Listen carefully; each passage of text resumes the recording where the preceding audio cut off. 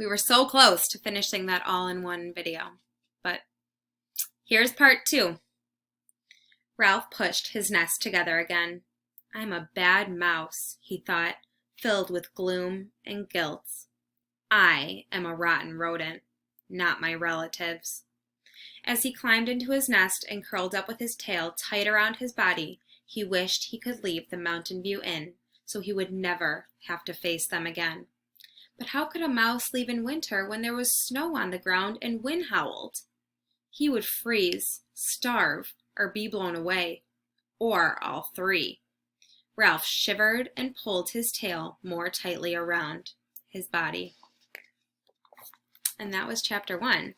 I am so excited to see where Ralph's journey takes him in this 3rd book, and I hope you are too. I want you to make some predictions on what you think is going to happen in Ralph S. Mouse.